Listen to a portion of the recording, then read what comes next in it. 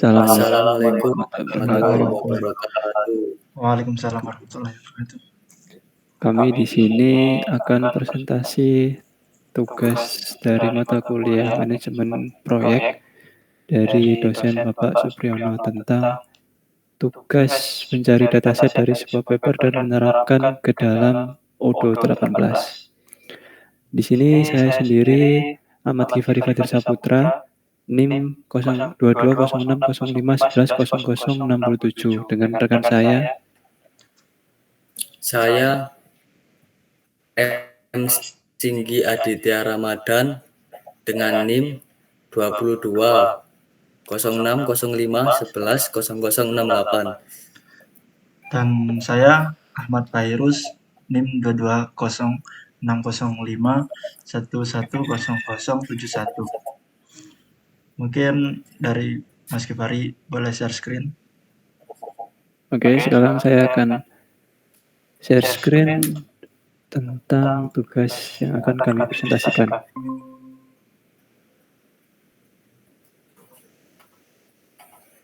Pertama-tama untuk paper yang kita ambil berjudul An Investigation of Artificial Neural Network Based Prediction System in Software Project Management.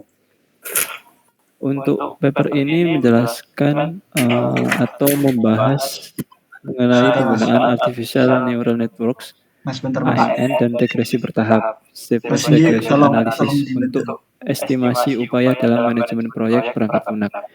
Tujuannya adalah untuk menemukan metode estimasi yang lebih akurat dibandingkan metode konvensional seperti COCOMO, SLIM, dan Function Point Analysis. Kita akan masuk.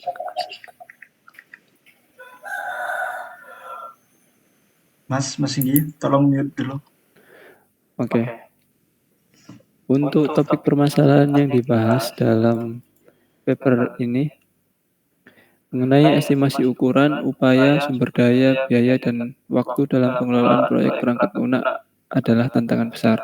Kesalahan dalam estimasi dapat menyebabkan proyek kekurangan staf atau sumber daya yang berdampak pada kualitas dan ketepatan waktu penyelesaian. Paper ini menyelidiki model prediktif berbasis jaringan saraf tiruan Artificial Neural Networks atau ANN dan regresi bertahap sebagai alternatif metode estimasi proyek perangkat lunak.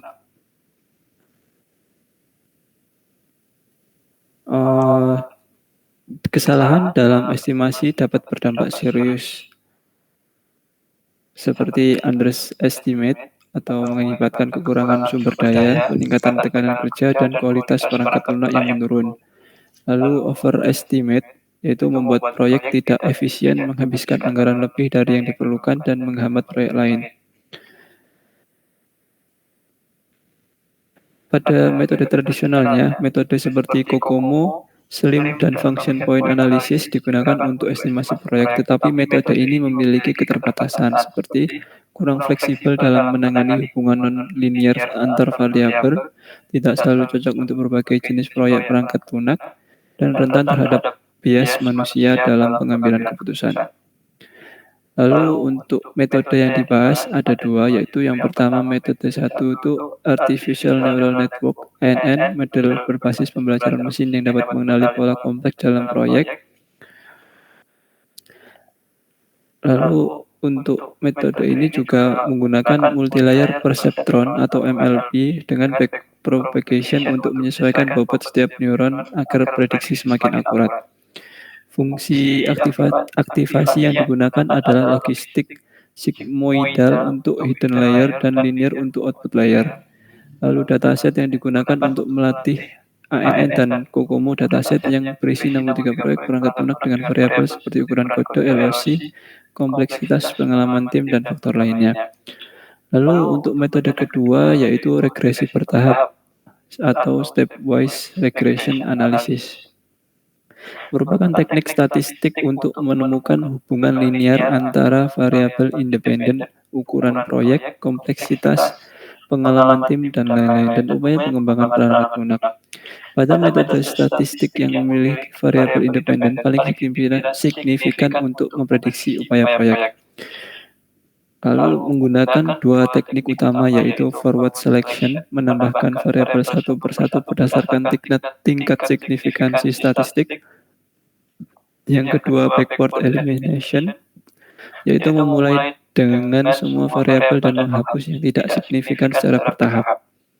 Pada model ini akan dievaluasi menggunakan adjusted R kuadrat untuk melihat seberapa baik variabel-variabel yang dipilih menjelaskan variasi dalam data. Lalu untuk novelty kebaruan, yang pertama menggunakan ANN sebagai pendekatan alternatif dalam estimasi proyek perangkat lunak dan membandingkan dengan regresi bertahap. Yang kedua, melakukan transformasi dataset COCOMO menggunakan analisis varians ANOVA untuk meningkatkan akurasi estimasi. Yang ketiga, melakukan pengujian menggunakan beberapa subset data untuk mengevaluasi kestabilan dan keakuratan model. Lalu yang keempat, melakukan eksperimen dengan berbagai kombinasi data untuk mengevaluasi performa model secara lebih menyeluruh dan tidak hanya bergantung pada satu subset data. Lalu untuk hasilnya, yang pertama, ANN menghasilkan estimasi yang lebih akurat dibandingkan regresi bertahap dalam 5 dari 6 subset data. Rata-rata nilai MMRE ANN lebih rendah dibandingkan regresi bertahap, yang berarti model ANN lebih mampu memprediksi upaya proyek dengan error lebih kecil. Yang ketiga, model ANN lebih baik dibandingkan metode tradisional seperti COCOMO, SLIM, dan Function Point Analysis.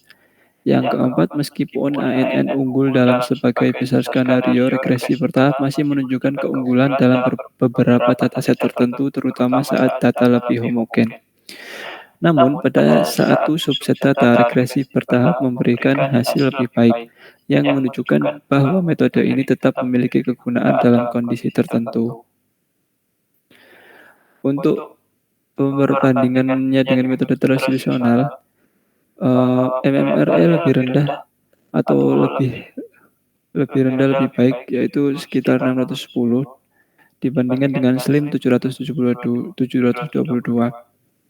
Oke, lanjut ke tahap selanjutnya, ke bagian selanjutnya yaitu pengembangan untuk kedepannya. Bertujuan untuk menggabungkan ANN, diharapkan pengembangan kedepannya bisa menggabungkan ANN dan regresi bertahap untuk menghasilkan model prediktif yang lebih akurat dan stabil. Nah, untuk penggunaannya ini kombinasi metode ANN dan regresi bertahap untuk mendapatkan model hibrida yang lebih stabil dan akurat.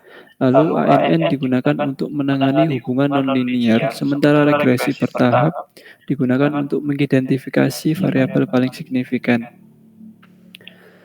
Lalu yang kedua adalah menguji model pada dataset lain seperti ISBSG, International Software Benchmarking Standards Group, untuk melihat apakah hasilnya tetap konsisten. Yang ketiga adalah mengoptimalkan struktur ANN agar lebih efisien dalam estimasi proyek perangkat lunak. Lalu bisa mengembangkan model yang bisa digunakan dalam alat estimasi nyata, yaitu membuat sistem berbasis web atau aplikasi yang memungkinkan perusahaan perangkat lunak memasukkan data proyek dan mendapatkan estimasi otomatis. Lalu bagian selanjutnya yaitu apa itu Artificial Neural Network atau ANN. Artificial Neural Network ANN adalah model komputasi yang terinspirasi dari jaringan saraf biologis di otak manusia. ANN digunakan untuk mengenali pola, melakukan klasifikasi, dan membuat prediksi berdasarkan data historis. ANN terdiri dari sejumlah neuron unit pemrosesan yang terorganisir dalam lapisan-lapisan. Pada ANN tersendiri itu terdapat dari 3 lapisan atau 3 layer. Yang pertama adalah input layer. Pada lapisan layer ini digunakan untuk menerima data masukan. Jadi data-data yang kita dapatkan atau data-data yang kita punya kita masukkan ke dalam input layer atau kita proses pada bagian input layer. Lalu untuk bagian yang kedua yaitu adalah hidden layer. Hidden layer merupakan lapisan tersembunyi yang digunakan untuk memproses informasi menggunakan bobot dan fungsi. Nah, jadi setelah kita melewati bagian input layer, kita akan masuk ke hidden layer yang mana di dalamnya akan diproses eh, data tersebut dan diubah atau digunakan menjadi informasi berdasarkan bobot dan fungsi yang ditetapkan. Setelah kita melalui dua proses tersebut, kita masuk ke layer yang terakhir yaitu adalah output layer atau bisa dibilang merupakan lapisan keluaran. Nah, fungsi dari output layer ini adalah untuk menghasilkan prediksi atau klasifikasi berdasarkan pemrosesan data. Jadi setelah kita melalui input layer, hidden layer, kita bakal masuk ke output layer yang mana kita sudah bisa mendapatkan hasil prediksi ataupun klasifikasi yang berdasarkan dari pemrosesan data maupun informasi yang sudah dilakukan pada layer-layer sebelumnya. Lanjut ke bagaimana ANN bekerja. Di sini terdapat 4 tahapan yaitu atau 4 step by step cara kerja ANN. Yang pertama adalah input data.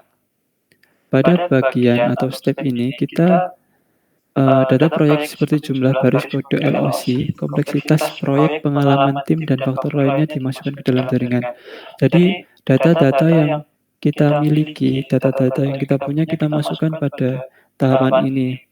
Contohnya seperti data proyek, seperti kompleksitas proyek, pengalaman tim, dan faktor lainnya dimasukkan ke dalam jaringan ini. Lalu setelah kita menginputkan data, kita masuk ke dalam tahapan bobot dan aktivasi. Jadi setiap koneksi antara neuron memiliki bobot yang menunjukkan tingkat pengaruhnya. Neuron di hidden layer menggunakan fungsi aktivasi, misalnya relu atau sigmoid, untuk menentukan apakah informasi akan diteruskan ke neuron berikutnya. Jadi setelah kita menginputkan data, kita masuk ke tahapan pembobotan dan aktivasi yang mana semuanya diproses sebagaimana dari hidden layer yang sudah dijelaskan sebelumnya. Setelah itu masuk ke dalam tahapan backward propagation. Jadi ANN melakukan pembelajaran dengan menyesuaikan bobot berdasarkan error yang dihitung melalui algoritma backpropagation menggunakan metode optimasi seperti gradient descent. Jadi di sini kita akan mengolah datanya dan kita sesuaikan dengan bobot berdasarkan error yang dihitung melalui algoritma backpropagation menggunakan metode optimasi. Nah, setelah kita melakukan 3 langkah tersebut, kita masuk ke bagian akhir yaitu adalah prediksi akhir. Setelah kita melakukan 3 hal tersebut atau 3 langkah tersebut, kita akan mendapatkan tahapan akhir yang kita dapatkan. Jadi setelah beberapa iterasi pelatihan, ANN menghasilkan output yang diharapkan dengan error yang semakin kecil. Jadi dari semua alur yang kita lakukan, hasil akhirnya adalah output error yang semakin kecil. Lanjut ke keunggulan. Keunggulan dalam estimasi manajemen proyek. Jadi ketika kita menggunakan ANN, kita bisa mendapatkan beberapa keunggulan yang ada, yaitu contohnya yang pertama adalah ANN mampu menangani hubungan nonlinear dalam data. Jadi lalu ada ANN mampu adaptif terhadap dataset baru, dapat belajar dari pengalaman sebelumnya. Lalu ada ANN lebih akurat dibanding metode statistik tradisional dalam kasus data yang kompleks. Untuk contoh penerapan ANN dalam manajemen proyek, kita mengandaikan atau kita membuat sebuah studi kasus. Jadi misalkan ada sebuah perusahaan perangkat lunak ingin memperkirakan durasi dan biaya pengembangan proyek berdasarkan dataset proyek sebelumnya. Nah, ANN bisa digunakan sebagai berikut. Jadi pada bagian pertama yang input data, di sana kita memberikan ukuran proyek. Dalam baris kode LOC atau function points, kompleksitas proyek, tingkat kesulitan fitur dan algoritma, pengalaman tim developer, tools yang digunakan, deadline proyek sebelumnya, dan relasi waktunya. Jadi kita menginputkan semua data yang berhubungan dengan proyek yang akan kita buat pada tahap ini. Setelah kita menginputkan, kita akan masuk ke bagian model ANN atau input layer. Jadi di sini menampung semua faktor yang mempengaruhi durasi proyek. Hidden layer menggunakan beberapa lapisan untuk menemukan pola dalam data. Lalu output layer memberikan estimasi waktu penyelesaian proyek, misalnya dalam minggu atau bulan. Nah, di sini pada bagian ini kita sudah mentraining modelnya. Jadi kita memasukkan input layer, lalu memasukkan hidden layer dan juga ke output layernya hingga menghasilkan estimasi waktu penyelesaian proyek dalam bentuk mingguan atau bulan ataupun harian. Lalu yang terakhir adalah hasil prediksi. ANN akan mempelajari hubungan antar faktor dan memberikan estimasi seperti satu proyek dengan 20.000 baris kode, kompleksitas tinggi, dan tim dengan pengalaman sedang. Didapatkan hasil diperkirakan selesai dalam 6 bulan. Yang kedua, proyek dengan 5.000 baris kode, kompleksitas rendah, dan tim yang sangat berpengalaman diperkirakan selesai dalam 1,5 bulan. Jadi, pada tahapan ini kita sudah bisa mendapatkan hasil dari penerapan ANN dalam manajemen proyek tersebut berdasarkan data dan juga informasi yang sudah diproses. Oke, selanjutnya pada bagian ini akan dijelaskan oleh teman saya yaitu Ahmad Fairuz. Untuk Ahmad Fairuz dipersilahkan. Baik, tadi kan sudah dijelaskan apa itu Artificial Neural Network atau ANN oleh Mas Gifari. Terima kasih. Sekarang akan dijelaskan apa itu regresi bertahap. Apa sih itu regresi bertahap? Regresi bertahap itu biasa disebut juga stepwise regression analysis. Adalah teknik statistik yang digunakan untuk memilih variabel independen terbaik dalam model regresi. Metode ini juga digunakan untuk membangun model prediktif dengan hanya memasukkan variabel yang paling signifikan dalam menjelaskan variabel dependen.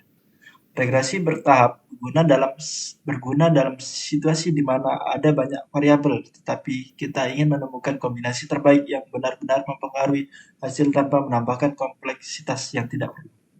Jadi, regresi bertahap. Teknik yang efektif untuk memilih variabel independen terbaik dalam model regresi. Metode ini juga sangat membantu menyederhanakan model dengan hanya mempertahankan variabel yang signifikan dalam menjelaskan variabel dependen, sehingga meningkatkan akurasi prediksi tanpa menambahkan kompleksitas yang tidak perlu. Teknik ini sangat berguna dalam analisis data dengan banyak variabel, memungkinkan identifikasi faktor-faktor utama yang benar-benar berpengaruh terhadap hasil. Boleh next, Mas. Jenis pendekatan dalam regresi bertahap ini ada 3. Yang pertama ada forward selection, backward elimination, dan bidirectional. Yang pertama forward selection. Forward selection atau seleksi biasa disebut juga seleksi maju.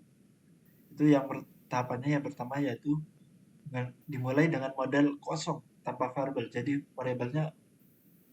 modelnya kosongan.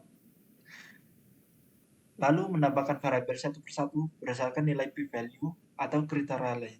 Misalnya AIC atau BIC. Kemudian variabel tersebut ditambahkan jika signifikan dalam menjelaskan variabel dependen.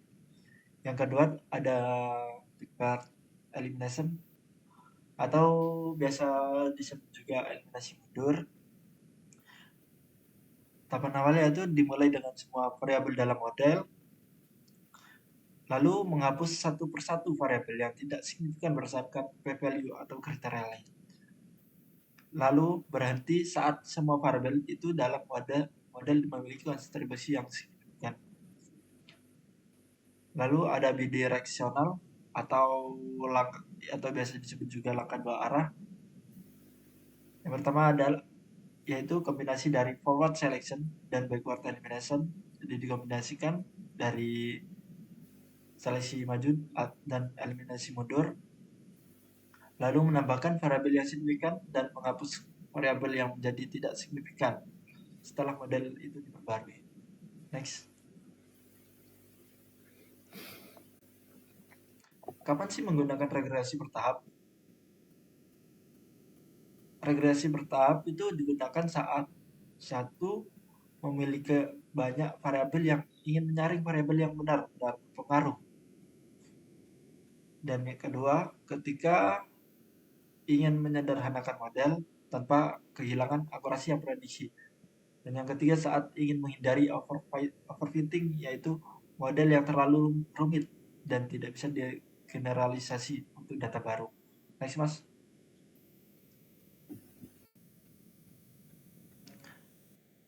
Contoh penerapan regresi bertahap dalam manajemen proyek, yaitu misalkan sebuah perusahaan pengembang perangkat lunak ingin memprediksi biaya proyek berdasarkan beberapa faktor seperti yang pertama ada ukuran proyek, jadi ditentukan jumlah baris kode atau function points. Yang kedua adalah pengalaman tim, jadi rata-rata tahun pengalamannya. Yang ketiga ada kompleksitas proyek, membandingkan skala dari 1 sampai 5. Yang keempat ada durasi proyek, jumlah bulan pengerjaannya, jadi jumlah bulan pengerjaannya itu dihitung. Yang kelima, jumlah pengembangan yang terlibat. Dan yang terakhir yaitu jenis teknologi yang digunakan. Next. Langkah apa saja ya sih yang untuk penerapan regresi bertahap? Jadi langkah pertama itu yaitu mengumpulkan data proyek sebelumnya dengan variabel-variabel di atas dan biaya proyek sebagai variabel dependent. Jadi tujuannya yaitu untuk mengumpulkan data historis yang dapat digunakan untuk membangun model regresi bertahap. Data yang dikumpulkan itu harus mencakup variabel dependent atau biaya proyek dan variabel independent, faktor-faktor yang mempengaruhi biaya proyek. Untuk langkah kedua yaitu gunakan regresi bertahap untuk memilih variabel yang paling mempengaruhi biaya proyek. Tujuannya yaitu menyaring variabel independen untuk mendapatkan variabel yang paling berpengaruh terhadap variabel dependen biaya proyek. Mas, dan yang ketiga yaitu model dibangun dengan hanya variabel signifikan untuk memprediksi biaya proyek baru. Yaitu tujuannya yaitu untuk membuat model regresi akhir yang hanya menggunakan variabel signifikan untuk memprediksi biaya proyek. Next. Nanti untuk selanjutnya mungkin akan dijelaskan oleh teman saya yaitu Mas Sigi. Lalu melanjutkan pembahasan dari rekan saya Ahmad Fairuz. Nah, kita sampai di bagian hasil regresi bertahap. Nah, ini ada rumus yang terkait dengan kasus kita yaitu estimasi biaya. Nah, estimasi biaya ini dapat dirumuskan dengan 500 ditambah dalam kurung 0,05 dikali dengan jumlah baris kode softwarenya dan juga ditambahkan dengan 1000 dikali kompleksitas proyeknya. Terus ditambah lagi dengan dalam kurung 300 dikali jumlah pengembang. Nah, itu adalah rumus yang bisa digunakan dalam hasil regresi bertahap. Terlebih untuk kasus kami ini. Nah, dari model ini kita menemukan bahwa ukuran proyek atau yang bisa direpresentasikan dengan jumlah baris kode suatu software adalah faktor utama yang mempengaruhi biaya. Karena semakin banyak jumlah baris kodenya, juga semakin banyak waktu yang dihabiskan. Terus kompleksitas proyek juga berkontribusi besar. Nah, ukuran proyek dan kompleksitas proyek ini biasanya cenderung berjalan linear atau berkaitan lah.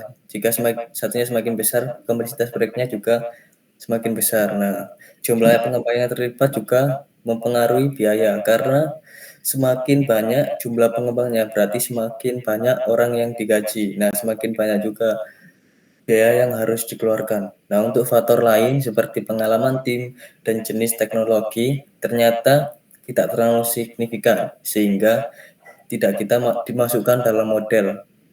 Karena dalam regresi bertahap, variabel yang kurang signifikan harus dieliminasi atau dikeluarkan. Nah, next. Nah, kesimpulannya adalah Artificial Neural Network atau ANN sangat berguna dalam manajemen proyek, terutama dalam memprediksi estimasi waktu, biaya, dan sumber daya berdasarkan data historis. Artificial Neural Network atau ANN memungkinkan perusahaan untuk mengurangi kesalahan estimasi, meningkatkan efisiensi alokasi sumber daya, dan memitigasi resiko proyek.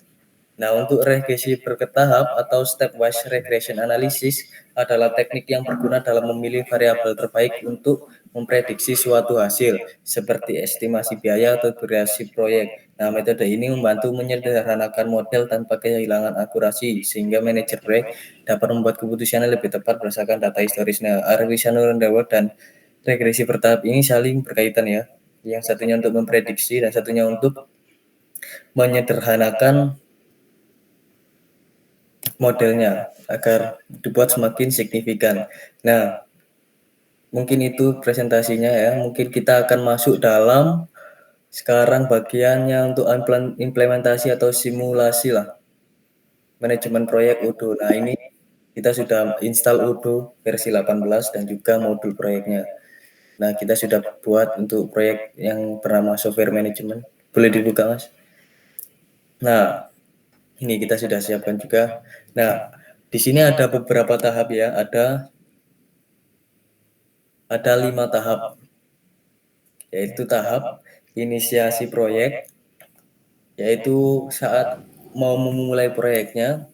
Terus tahap yang selanjutnya adalah perencanaan proyek. Nah, setelah inisiasi kita harus merencanakan proyeknya. Kita harus apa di proyek ini. Nah, terus itu tahap selanjutnya yaitu tahap ketiga, yaitu eksekusi proyek. Nah, ini proyek sudah mulai dijalankan atau dieksekusi. Nah, terus tahap selanjutnya adalah tahap monitoring dan pengendalian. Nah, sebelum dideploy kita harus memonitoring bagaimana proyek ini berjalan. Nah, terus untuk yang terakhir yaitu penyelesaian dan dokumentasi. Nah, dalam tahap ini proyek sudah hampir jadi sehingga mungkin hanya tinggal finishing saja. Nah, untuk tahap inisiasi proyek, coba sedikit ke kiri, Mas. Nah, inisiasi proyek. Nah, ini ada beberapa task ya, ada tugas. Nah, tugas yang pertama yaitu yang paling bawah sendiri, yaitu menentukan tujuan proyek dan ruang lingkup atau yang scope secara jelas. Nah, ini sangat penting sekali ya untuk menentukan tujuan dan ruang lingkup proyeknya lah, agar proyek ini berjalan tidak kemana-mana dan tetap pada jalurnya atau tujuan yang akan dicapai. Nah, terus yang kedua yaitu identifikasi stakeholder utama, yaitu antara lain project manager, data scientist, software engineer, dan quality assurance dan lain-lain dan sebagainya lah. Mungkin masih banyak role-role yang lain. Nah, pada tahap ini ya, atau tugas ini kita menentukanlah siapa yang akan menjadi project manager, siapa yang akan menjadi data scientist, siapa yang akan menjadi software engineer atau quality assurance dan lain-lain. Nah, kita menentukan siapa orang-orangnya dan memasukkan dan mengidentifikasikannya. Terus yang ketiga adalah membuat dokumen perencanaan awalnya. Tugas ini sangat penting ya agar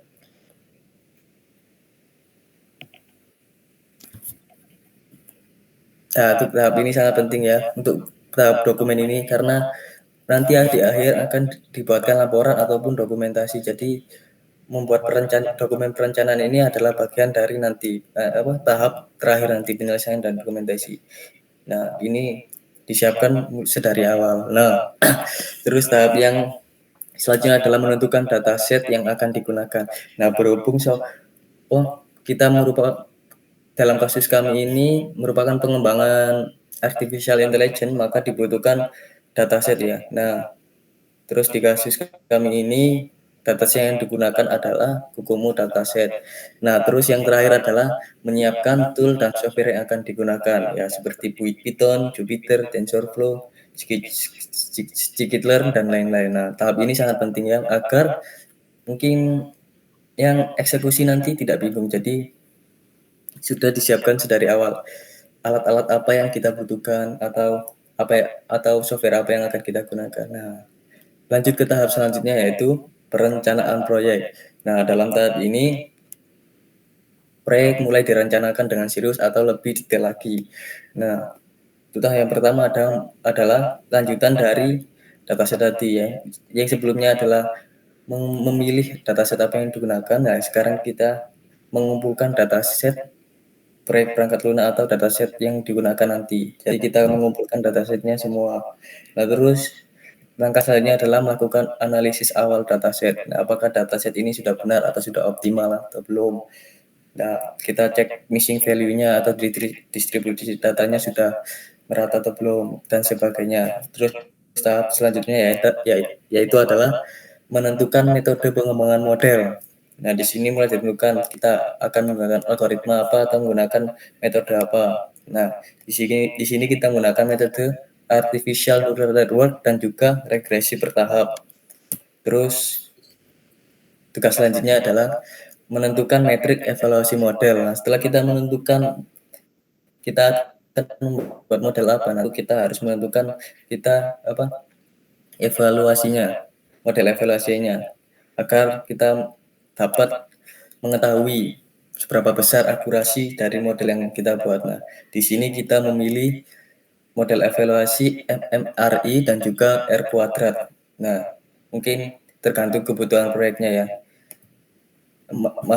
Masih ada banyak model evaluasi lain. Nah, terus yang terakhir yaitu mengidentifikasi potensi risiko proyek dan rencana mitigasi. Nah, ini sangat penting ya, karena untuk meminimalisir proyeknya gagal. Jadi kita identifikasi dulu resiko proyeknya bagaimana, nah, dan juga merencanakan solusi atau mitigasinya sedari awal agar tidak bingung nanti saat eksekusi proyeknya. Nah, setelah itu lanjut ke tahap eksekusi proyek. Nah, di tahap ini software sudah mulai dibuat atau sudah mulai dieksekusi lah. Nah, tugas pertama yaitu melatih model artificial neural network dengan dataset yang sudah diproses. Nah, setelah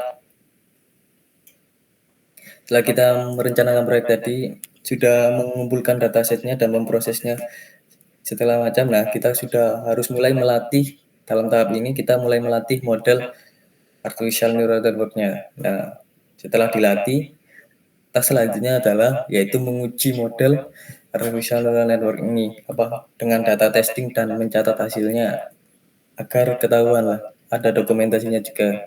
Jadi apakah modelnya sudah seperti yang kita inginkan atau belum. Nah, terus hal ini adalah setelah ANN tadi kita lanjut ke regresi bertahap. Nah,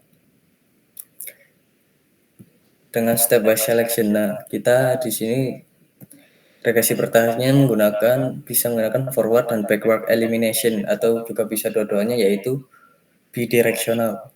Nah, setelah regresi bertahap selesai, kita bisa menguji regresi dengan data testing dan mencatat hasilnya. Ya mirip ya seperti uji model ANN tadi. Nah, untuk tahap selanjutnya yaitu monitoring dan pengendalian. Nah, di tahap ini setelah eksekusi proyek, kita bisa monitoring proyeknya sampai mana atau sudah di bagian mana atau ada masalah atau tidak. Nah, kita juga dalam tugasnya ini bisa menganalisis perbedaan prediksi dan realisasi proyek dan menggunakan grafik perbandingan. Nah, kita mulai membandingkan model yang kita buat tadi sudah sesuai atau tidak dengan realisasi proyeknya. Apakah akurasinya masih kurang atau bagaimana.